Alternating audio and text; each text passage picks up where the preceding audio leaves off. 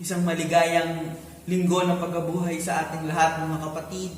Tayo ay magdiwang sa araw na ito dahil ating ginugunita ang muling pagkabuhay ng ating Panginoong Jesucristo.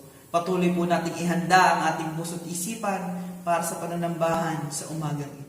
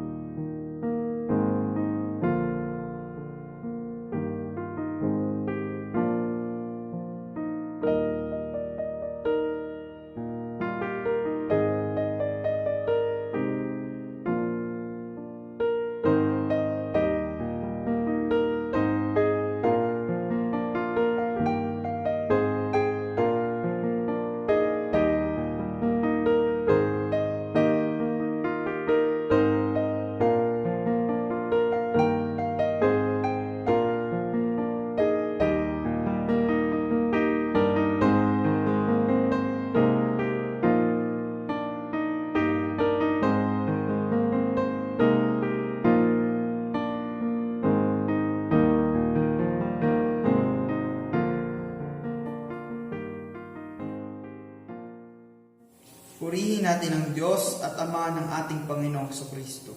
Dahil sa dakila niyang awa sa atin, ipinanganak tayong muli sa pamamagitan ng muling pagkabuhay ni Jesucristo.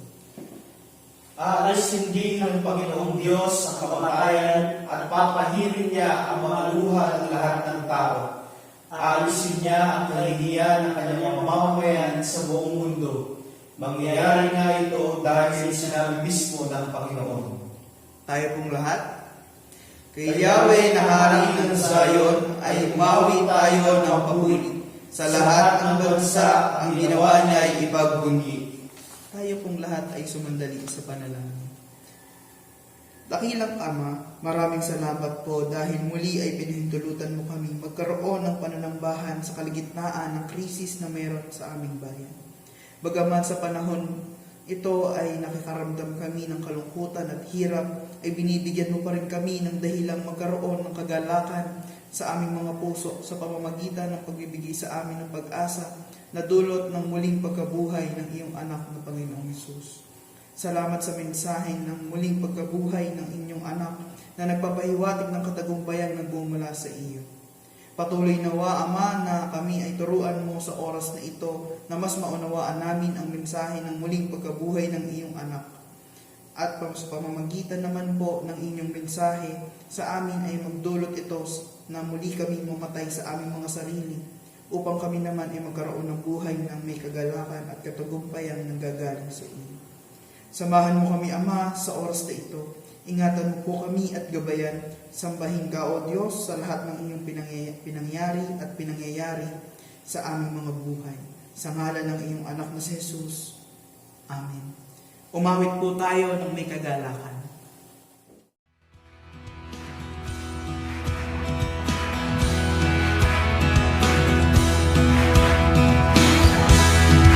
Great is the Lord God Almighty.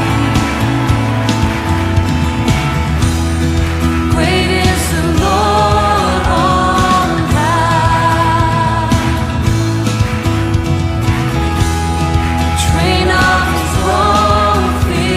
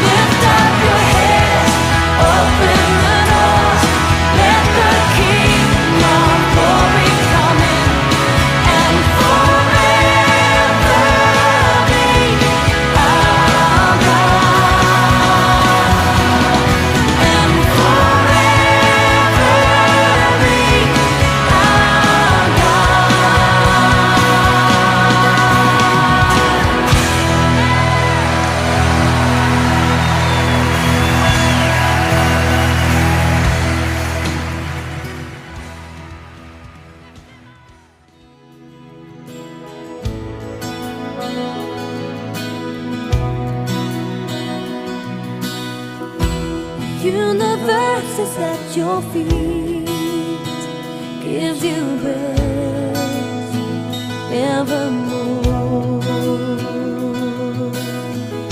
Stars will light the sky for you, and always God be praised. And we sing, the Lord is on high, the Lord is on high. I adore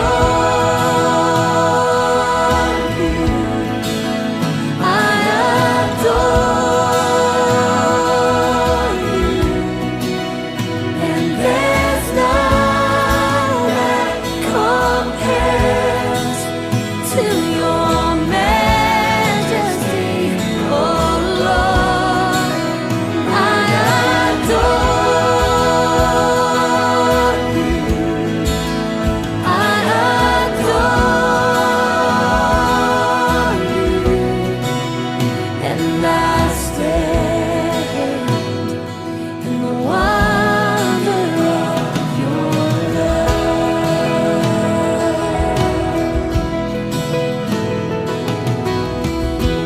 The universe is at your feet, gives you praise evermore. Stars will light the sky for you, always God be praised. And we sing, the Lord is on high, the Lord is on high. I adore you, I adore you, and there's none that compares to your majesty, oh Lord. I adore you, I adore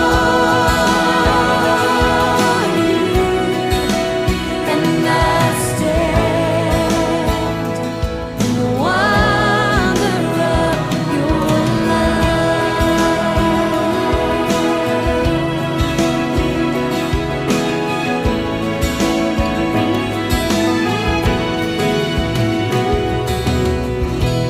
We will crown you King forever, living Savior, Jesus Redeemer, Lord of heaven, robed in majesty, crowned in glory, creation adores you. Holy, holy, God Almighty, and forever the Lord is exalted. Hear the angels shout His anthem, ever living God we adore. Holy, holy, God Almighty, and forever the Lord is exalted. Hear the angels shout His anthem, ever living God we adore you.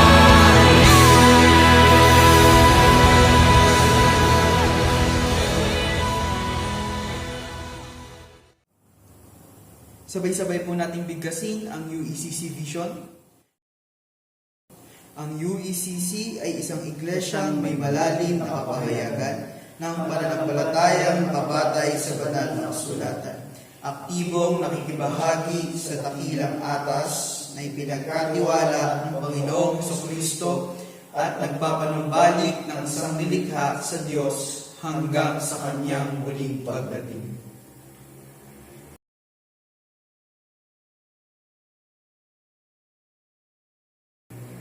Ganito po ang sinasabi sa banal na kasulatan. Lumapit na kayo sa Panginoon at tumawag sa Kanya habang naririyan pa siya para tulungan kayo. Talikuran na ng mga taong masama ang masasama nilang ugali at baguhin na ang masasama nilang pag-iisip. Magbalik loob na sila sa Panginoon na ating Diyos dahil kaawaan at patatawarin niya sila.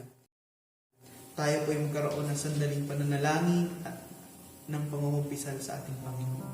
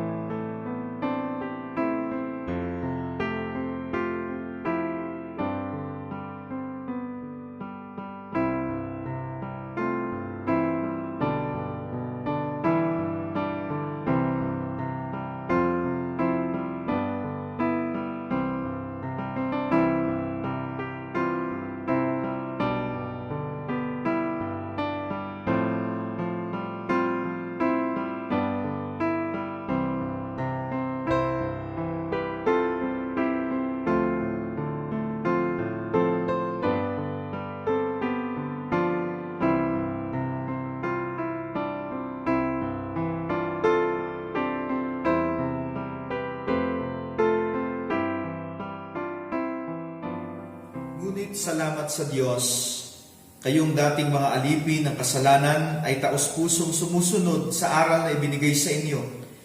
Pinalaya na kayo sa kasalanan at kayo ngayon ay mga alipin na ng katuwiran. Ito ang kapahayagan ng kapatawaran ng Diyos sa kanyang mga salita.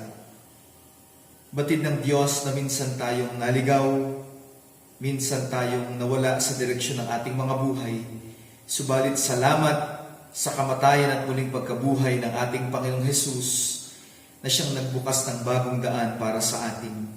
Kaya't kung sino man sa oras na ito ang buong pusong lumapit sa ating Panginoon upang humingi ng tawad, ay makakaasang makakatanggap nito mula sa Kanya. Tanggapin ninyong lahat kung gayon ang kapatawaran na nagmumula sa Diyos at mamuhay kayo bilang mga bagong nilalang sa pangalan ng Ama, ng Anak at ng Espiritu Santo. Amen.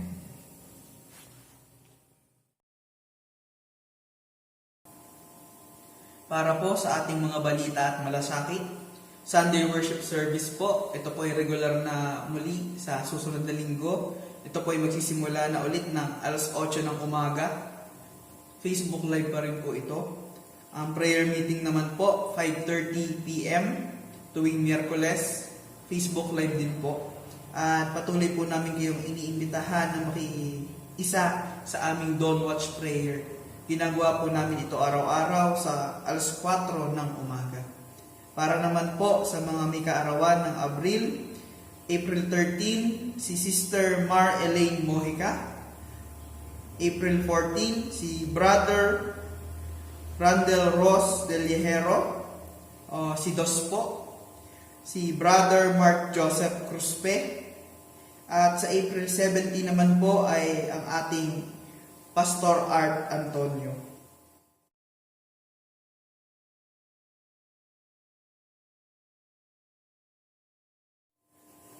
Tayo pong lahat mga kapatid ay manalangin.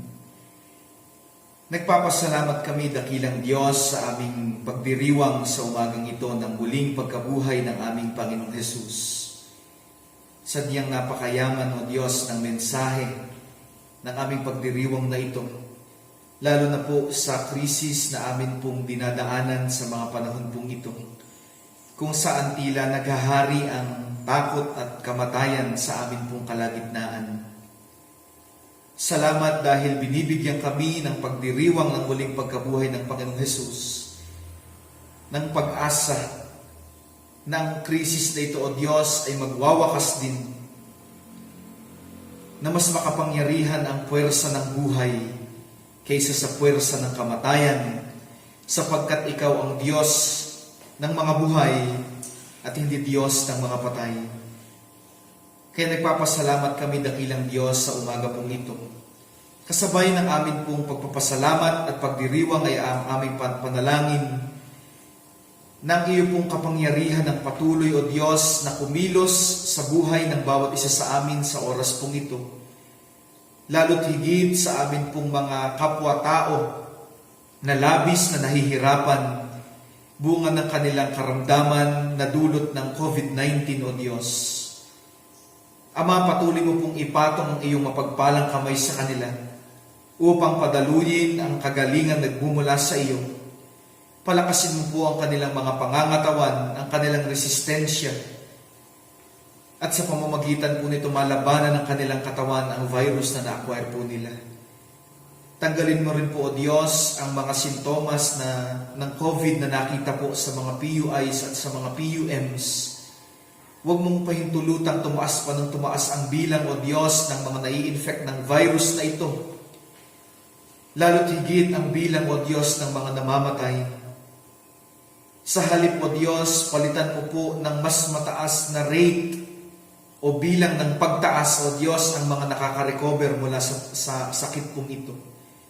Tulungan mo po ang aming mga doktor, mga scientist, O Diyos, na mabilisan na makapag-develop ng vaccine para po puksain, O Diyos, ang sakit na ito na kumakalat sa aming pong paligid. Samahan mo rin po ang mga frontliner. Sila, O Diyos, na mga kinakailangang lubisan ng kanilang mga tahanan para kami ay ligtas na makapanatili sa aming pong mga tahanan. Sila na kinakailangang magbata ng maraming oras sa gitna ng init at gayon din kinakailangang magpuyat upang kami ay payapang makapagpahinga at makatulog sa comfort ng amin pong mga tahanan. Ingatan mo sila, O Diyos, ang mga doktor, mga nurses, ang mga volunteers, ang mga nagdi-deliver ng mga relief goods, O Diyos, ang mga kawani ng gobyerno, ang mga staff ng mga gobyerno, ang mga pulis, ang mga sundalo, O Diyos, sila na mga vulnerable sa pagka-expose sa virus po ito. Ingatan mo po sila. Dakilang Diyos, patuloy na karunungan din po ang amin pong hinihingi sa iyo,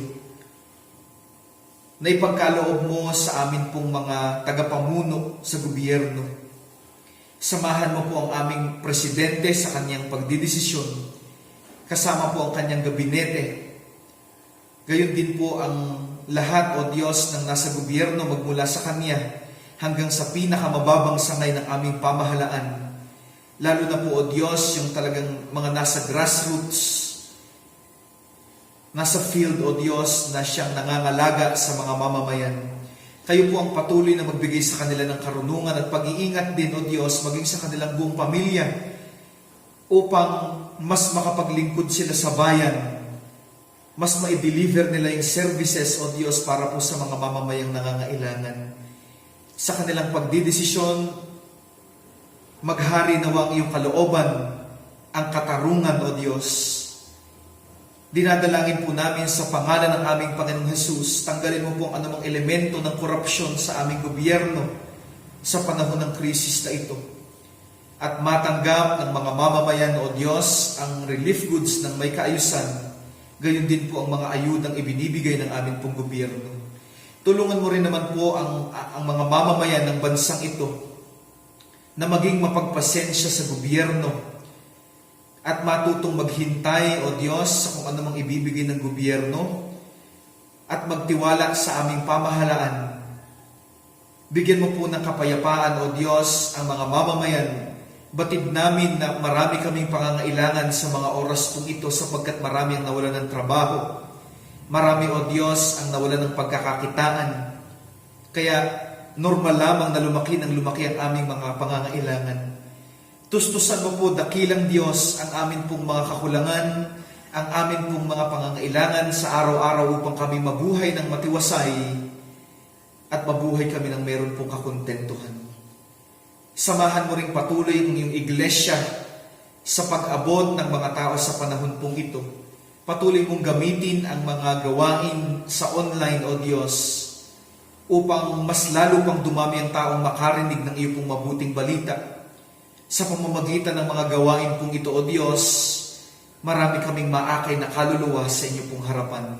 Ingatan mo kung gayon ang iyong iglesia, gayon din po ang bawat pamilyang kabahagi, O Diyos, ng iyong pong iglesia, saan mang dako ng daigdig, na kami ay maligtas sa sakit na ito upang kami ay hindi na dumagdag, O Diyos, sa bilang ng mga kailangan pang itreat o gamutin. Sa halip kami ang maging daluyan mo ng pagpapala ng kagalingan, ng kapayapaan, at pag-asa, O Diyos, para sa mga tao sa oras pong ito. Sa inyo namin ipinagkakatiwala ang amin pong mga buhay, maging ang buhay ng amin pong mga pamilya, sa tanging pangalan lamang po ng aming Panginoong Hesus. Amen.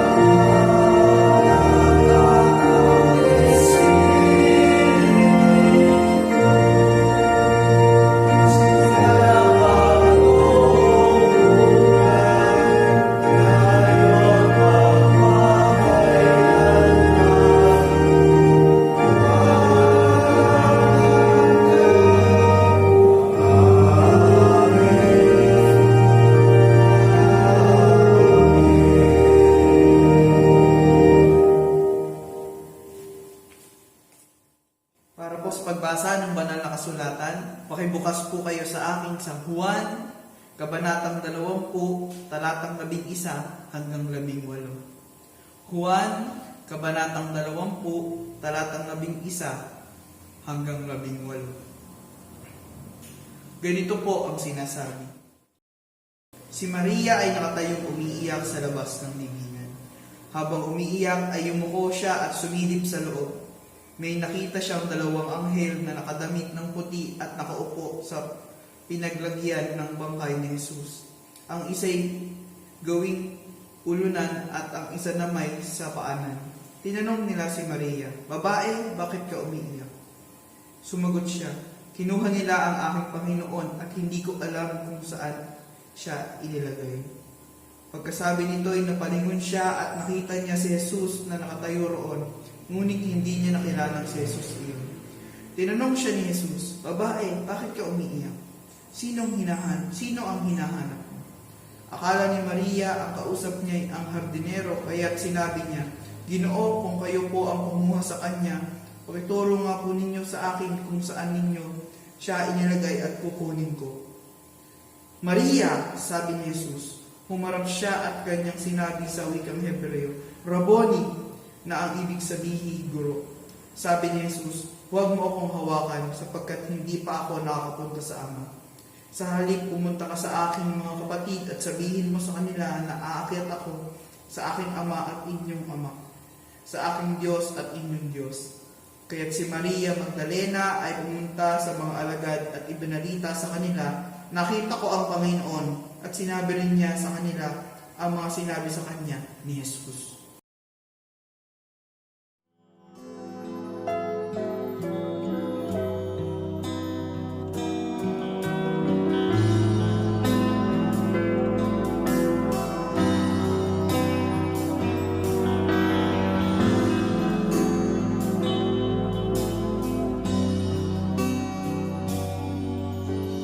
Holy, holy are you, Lord.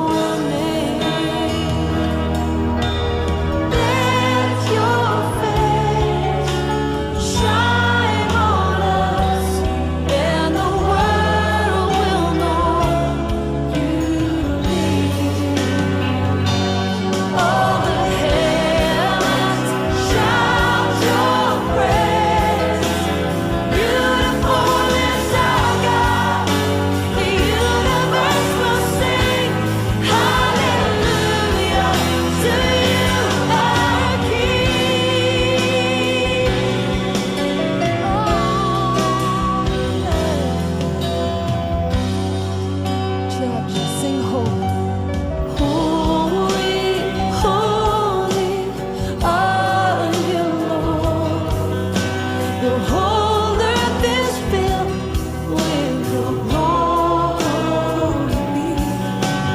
Let the nations rise to give honor and praise to your name. Let your face shine on us, and the world will know you. Oh, heavens shout your praise. Beautiful is our God. The universe will sing hallelujah to you, our King. And all the heavens shout your praise. Beautiful is our God. The universe will sing hallelujah to you, our King.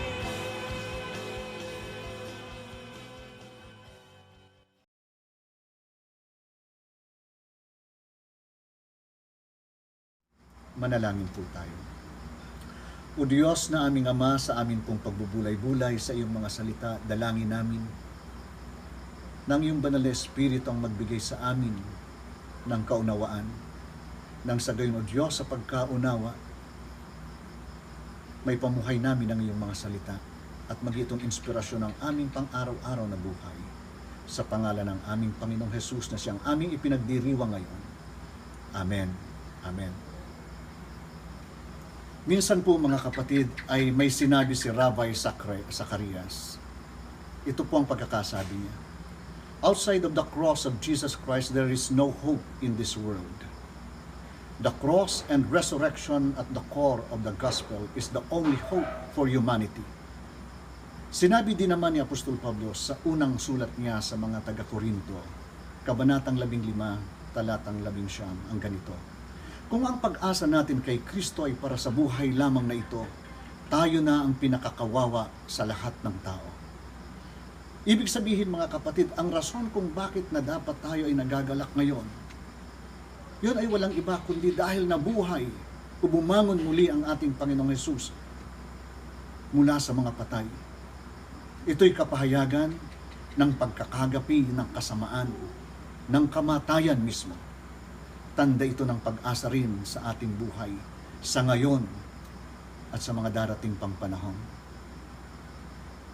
Ang sinasabi nating kagalakan at pag-asang ito mga kapatid, ang nawala sa lahat ng mga alagad ng ating Panginoong Hesus dahil hindi sila naniwala sa mga sinabi ng Panginoon bago siya nagbata ng hirap sa krus.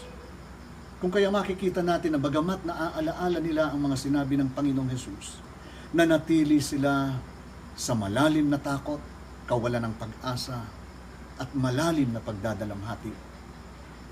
Ang dalamhating ito, mga kapatid, ang daladala ni Maria sa kanyang puso.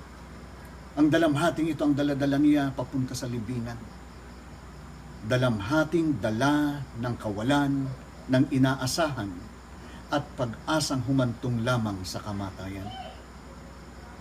Sa umagang ito mga kapatid, nais ko kayong anyayahan. Pagbulayan po natin yung mga kaganapan ng puntahan ni Maria Magdalena ang libingan ng ating Panginoong Hesus. Sabi doon nang makita niyang wala na ang bangkay sa kinalalagyan nito. Sinasabi sa sulat ni Juan, umiyak si Maria Magdalena. Sa pagkakasulat ng bahaging ito sa wikang Grego mga kapatid, sinasabi doon na hindi lamang simpleng pag-iyak ang nangyayari kay Maria, kundi iyak na humihiyaw, parang naghi-hysterical. Sa ibang English translation, ang nakalagay ay wailing, na nagpapakita ng malalim na pagdadalamhati. Hindi nakapagtataka na hindi niya namalayan kung sino ang nasa harap niya sapagkat natabunan siya ng malalim na emosyon, malalim na damdamin ng paghihinagpis. Kaya yung anghel na naroroon, maging ang ating Panginoong Hesus ay hindi niya nakilala dahil sa kapaitang nadarama niya sa kanyang puso. May mga ilang kaisipang nagsasabi, na hindi nila nakilala ang ating Panginoong Hesus, ni Maria at ng mga disipulo, dahil sabi nila, nag-iba na yung anyo ng ating Panginoong Hesus. Pero mga kapatid, alam niyo, mas naniniwala po ako na kaya hindi nila nakilala ang Panginoong Hesus sapagkat natabunan sila ng malalim na kalungkutan ng pagdadalamhati. Hindi lamang yon. Ang isa pang mas malalim na rason, hindi sila naniwala ng mga sinasabi ng ating Panginoong Hesus. Hindi sila naniwalang mabubuhay muli ang ating Panginoong Hesus mula sa mga patay. Makikita natin mga kapatid ang isang katotohanan sa yugtong ito. Na kapag ang isang tao ay natabunan na ng malalim na kalungkutan at dalamhati, kasama na rin yung hindi paniniwala, hindi malayong punuin ang kanyang buhay ng kadiliman na siyang lililim sa kanyang puso at bubulag ng anumang posibleng magandang bagay o oportunidad sa kanyang kapaligiran. Sa panahong ito mga kapatid, madami ang nagdadalamhati na katulad ni Maria. Marami ang nagdadalamhati. Humihiyaw habang umiiyak dahil hinahanap nila ang kalunasan ng buhay. Ngunit hindi nila makita. Marami ngayon ang natatakot dahil wala na ring makitang pag-asa. Patuloy na hinahanap ang mga solusyon sa mga pamamaraan, hindi naman nila alam kung tama o mali. Ngunit ang higit na nakakalungkot ay sapagkat inaakala nila na nakakatugon sila sa mga pangangailangan ng pagkakataon. Ngunit kapag sinuri natin ang kanilang ginagawa, makikita natin na ang kanilang ginagawa ay tanging bunga lamang ng hinihingi ng kanilang damdamin. Wala na silang makita at marinig na tinig sapagkat nakasentro ang kanilang pandinig at pananaw sa kanilang isinisigaw, sa kanilang nais lamang na marinig at makita. Mapupuna po din natin ito doon sa kwentong yon mga kapatid, na hinahanap ni Maria ang Panginoon. Pero hindi niya makita sa simpleng rason. Hindi siya naniwala sa mga sinabi ng Panginoong Hesus. Hindi rin nalalayo ang ganitong kaisipan ni Maria sa maraming tao sa mundo ngayon. Marami ang tumatawag sa Diyos upang humingi ng tulong.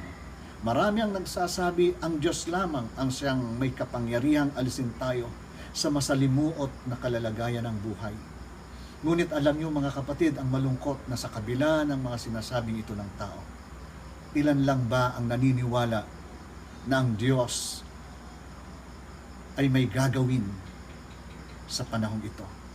Ilan ba talaga ang umaasa na ang Diyos ay aktibong kumikilos ngayon upang tayo ay iligtas o alisin sa oras na ito ng ating kapighatian dahil sa kinakaharap nating pandemic crisis na dala ng COVID-19. Ilan ba talaga ang umaasa? Iba mga kapatid yung umaasa at nag-aakala lang. Ang mga taong ito ay nananalangin din naman. Hinahanap ang ginagawa ng Diyos. Ngunit ang malungkot, hindi sila umaasa na ang Diyos kahit sa ngayon ay aktibong kumikilos, kung kaya wala silang makitang mabuting bagay. Ito rin ang rason kung bakit marami ang nagrereklamo. Madalas, ang ganitong pag-uugali ay nauuwi sa paggawang lalo pang lulugmok sa ating buhay. Kung kaya makikita natin sa ating pagpapatuloy, kung ano rin ang ginawa ni Maria bunga ng sarado niyang pag-iisip, na siyang ikalawang diin na nais kong makita natin mga kapatid. Kung titingnan natin sa makataong pananaw, lahat tayo ay sasang-ayon na maganda ang layunin ni Maria Magdalena sa kanyang pagpunta sa libingan. Nais niyang ilagay sa ayos ang bangkay ng minamahal niyang Panginoon. Ngunit sa mata ng pananampalataya, ang ginagawang yon ni Maria isang malinaw na kapahayagan ng kawalan ng tiwala sa mga sinabi ng ating Panginoong Hesus. Ilang beses na sinabi ng ating Panginoong Hesus na siya ay ipagkakanuro. Mamamatay, ngunit sa ikatlong araw ay muling mabubuhay. Hindi lamang isang beses, hindi lamang dalawang beses, makailang beses siyang nagsabi ng mga bagay na yon sa kanyang mga alagad, sa lahat ng kanyang mga tagasunod. At naniniwala ako habang sinasabi niya ang mga bagay na yon, naroon din si Maria na nakakarinig ng sinasabi niya ng Panginoong Hesus. Gayon pa man, pumunta siya sa libingan, hindi upang magdala ng bagong damit na bibihisan ng nabuhay na Hesus, kundi upang magdala ng mga tela na ibabalot at pambangong ibubuhos sa bangkay ng ating Panginoong Hesus. Mababasa natin yan sa Marcos 16:1, sa Lucas 24:1, na nagpapakitang wala sa kanyang isip kahit man lang konsiderasyon na baka nabuhay ang ating Panginoong Hesus. Ang bagay na ito ang nagbigay sa kanya ng labis na paghihinagpis na dalamhati sa buhay. Gaano karami sa ating mga mananampalataya ang ganito ang diwa, na gumagawa dahil ayon sa akala niya yun ang maganda, yun ang gusto niyang makita at mangyari. Ngunit madalas nating nakakalimutan na dapat pala ang ating ginagawa ay yung sinabi at tinagubilin sa atin ng Diyos. Yung kalooban ng Diyos na nagsusugo sa atin. Hindi kung ano ang ating mga pananaw, kundi kung ano yung pananaw ng Diyos. Kung kaya mapupunan ninyo mga kapatid, marami rin tayong magtataka, o kaya hindi tayo magkatataka mga kapatid. Kung kaya hindi rin tayo magtataka na kapag hindi na pangyayari ang kagustuhan natin, ay nag-hysterical tayo sa mga iba't ibang kaparaanan. Minsan dinadaan natin sa galit, panlalamig, minsan sa pamamagitan ng pag-alis natin sa iglesia, at marami pang ibang bagay na ginagawa tayo na nagdudulot sa atin ng lalong mas malalim na pighati. Hindi rin lang lamang sa atin, kundi maging sa iglesia. Alam niyo mga kapatid, yun ang bagay na nakakalungkot sa atin. Ito ang rason, naniniwala ako, ito ang rason kung bakit ang pinakamahalagang bagay sa iglesia ay hindi ang ating mga kaisipan, kundi ang pananampalataya. Sapagkat kung wala ang pananampalataya, hindi malayong gagawa tayo sa mga kaparaan ng nais natin at hindi sa kaparaan ng nais ng Diyos. Kung hindi ang pananampalataya at pagkaunawa sa kalooban ng Diyos ang iiral sa iglesia, hindi malayong magkakanya-kanya tayo ng galaw na siyang magiging dahilan ng ating pagkawasak. Maraming iglesyang ganito. Kung kaya kahit na nagkakasama-sama sila sa mga gawain, ngunit sa kanilang puso, hiwa-hiwalay sila. Wasak ang kanilang mga relasyon. Ang pananampalataya ang maghahatid sa atin sa tamang pakikinig, sa balansing pagkilos, at sa mapakumbabang pagtalima na naaayon sa kalooban ng Diyos. Sa ganitong diwa makikita natin ang bagong pag-asa ng buhay. Ang ikatlong bagay na nais kong makita natin mga kapatid ay yung pag-asa. Sa panahong nasa malalim na pagdadalamhati si Maria Magdalena, tinanong siya ng anghel ng Diyos, bakit ka umiiyak? Gayon din naman ang tanong sa kanya ng ating Panginoong Hesus, bakit ka umiiyak? Ang mga ito ay hindi isang simpleng katanungan na nangangailangan ng dagliang sagot. Ito ay tanong na nag-aanyaya kay Maria na balikan ang nakaraan, na alalahanin ang lahat ng mga aral at mga pangako mula sa Panginoong Hesus na itinuro sa kanila. Ito ang tanong na nais ipag-anyaya kay Maria upang mabuksan ang kanyang mata ng pananampalataya at makita ng nangyayari ang mga salitang binitawan sa kanila ng Panginoong Hesus bago siya magbata ng hirap. Kung sa ating lingwahe, pwede nating isalin sa ganitong pananalita ang mga katanungan. Ano pa ang iniiyakan mo? Nandito na ako. Marami sa mundo ang umiiyak. Sa panahong ito, mga kapatid, dahil hinahanap ang pagkilos ng Diyos. Maging sa loob man marahil ng iglesia, marami ang umiiyak at nagtatanong, kailan namin makikitang ihihinto ng Diyos ang nangyayaring epidemya sa mundo, sa ating bansa.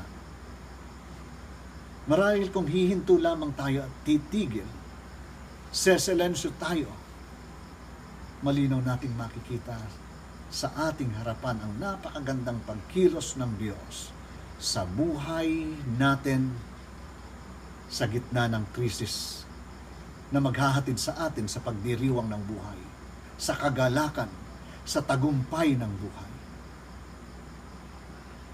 Marahil kung babalikan lamang lagi natin ang mga banal na pangako ng Diyos sa banal na kasulatan, sapat at sobra-sobra ito upang sa panahong ito ng kapighatian ng mundo, tayo ay makasumpong ng kapayapaan at pag-asa. Kapayapaan at pag-asa na hindi kayang ihandog ng sino man sa mundo ito. Sinabi sa Salmo 46, talatang 10 hanggang 11. Babasahin ko po ito sa inyo sa translation ng ASND o ang salita ng Diyos.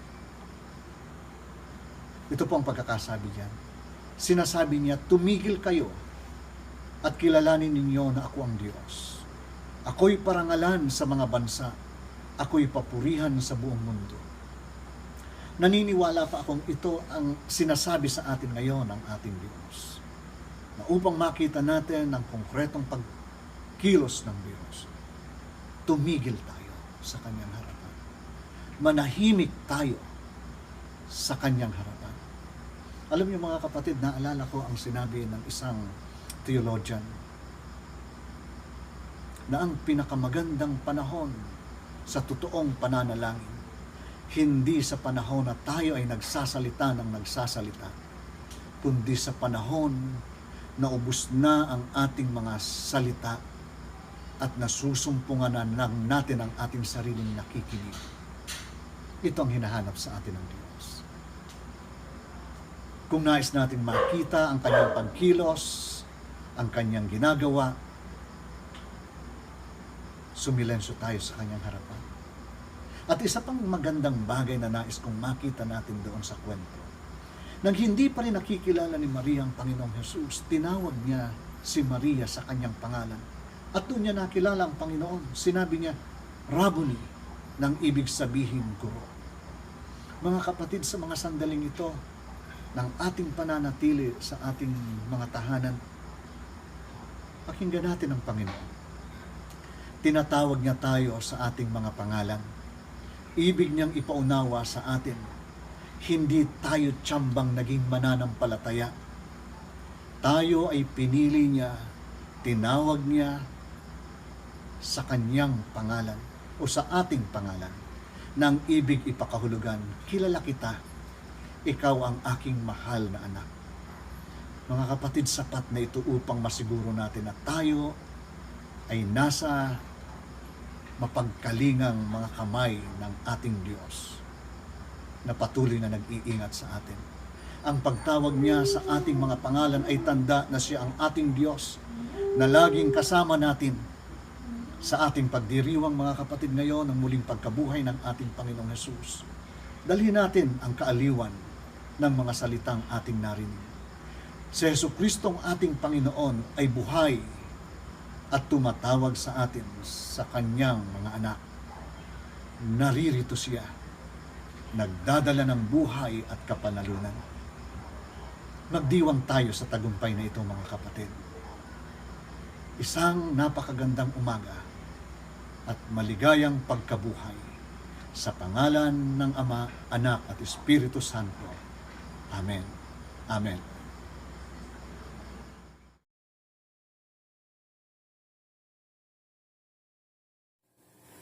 Ganito po ang sinasabi sa banal na kasulatan. Ang Diyos na nagbibigay ng binhing itatanim at tinapay na makakain, ang Siya magbibigay sa inyo ng binhi at magpapalago nito upang magbunga ng sagana ang inyong kabutihang loob. Pasasaganain niya kayo sa lahat ng bagay upang mas marami ang inyong matulungan. Sa gayon, lalo darami ang magpapasalamat sa Diyos dahil sa inyong tulong na dadalhin namin sa kanila. Masaya po tayong magkaloob sa ating Panginoon at muli ipinapaalala po namin na ilagay niyo po sa isang sobre ang inyong mga kaloob at sama-sama po natin itong ikaloob sa ating Diyos sa pagka-lift ng quarantine.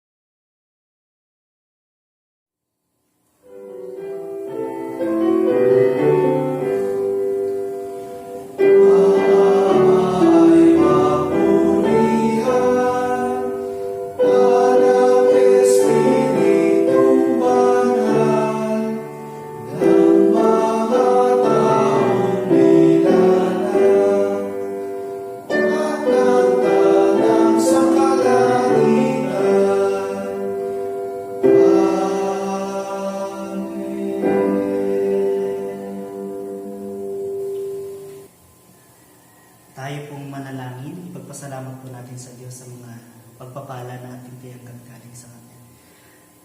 Ama naming banal na makapangyarihang Diyos, kami po ay nagpapasalamat sa mga pagpapala na aming natanggap sa inyo. O Diyos, pagpalain niyo po ito, ang aming mga kaloob. Dalangin namin, Panginoon, na magamit po ito para sa iyong espesyal na layunin. O Diyos, dalangin namin lalo na sa mga panahong ganito. Patuloy mong tugunan ang aming mga pangangailangan. Patuloy mo kaming ingatan, O Diyos, sa lahat ng pagkakataon. Nang sa gayon, O Diyos, mapaglingkuran namin kayo sa Espiritu at katotohanan. Salamat po, Panginoon. Ito po ang aming dalangin. Sa pangalan ni Jesus namin, Diyos, tagapagligtas. Amen at Amen.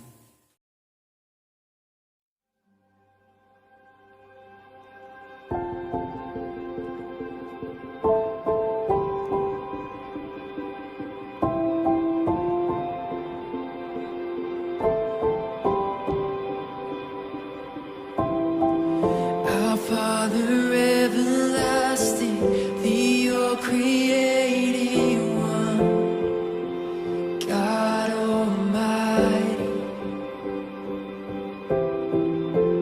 through your Holy Spirit, conceiving Christ the Son, Jesus our Savior.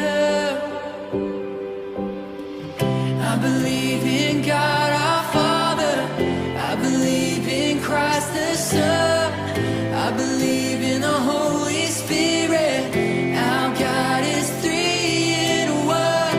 I believe in the resurrection, that we will rise again, for I believe in the name of Jesus.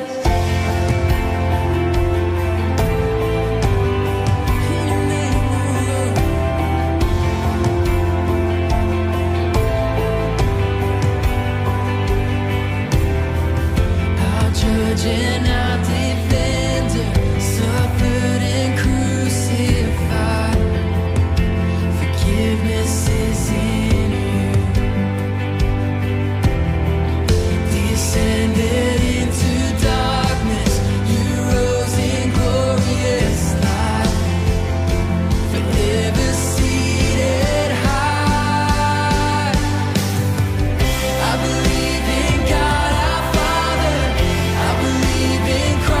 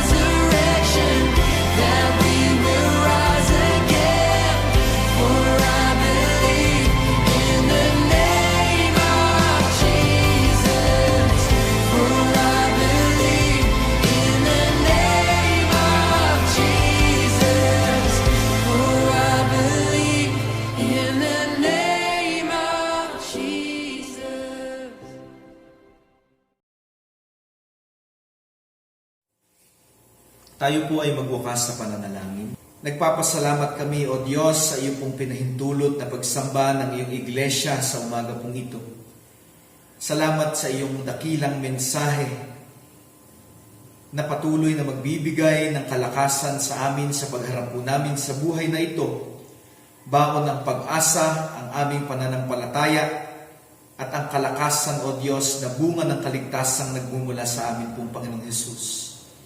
Muli kaming haharap sa madilim na mundong ito. Tulungan mo kami, O Diyos, na sa pagharap namin sa buhay, makakita kaming patuloy ng liwanag sa bawat nangyayari sa amin pong paligid.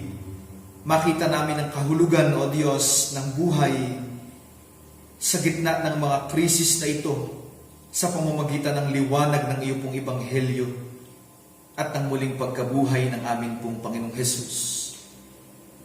Patuloy namin, O Diyos, na ipinagkakatiwala kong gayon sa iyong amin pong mga buhay. Tulungan mo kami na makapagpatuloy sa paglilingkod po namin sa inyo.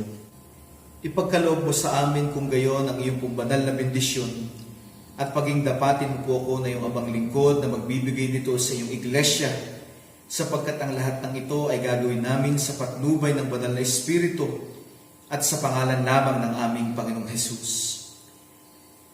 At ngayon, buksan nawa ng Diyos ang durungawan ng kanyang langit sa inyo upang ihulog ang kanyang masaganang pagpapala.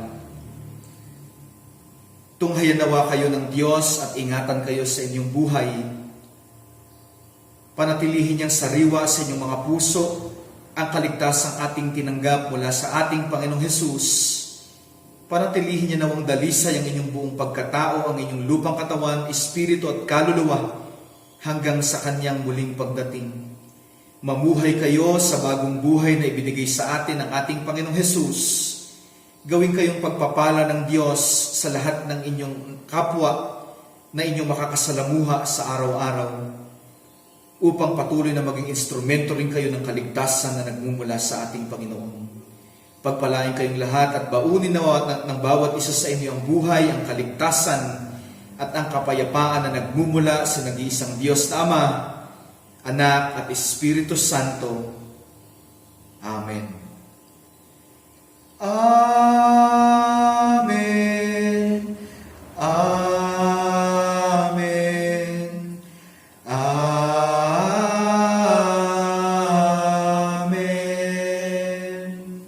Purihin po natin ang Diyos sa kanya pong kabutihan sa atin sa umaga pong ito. Pagpalain niya po tayong lahat.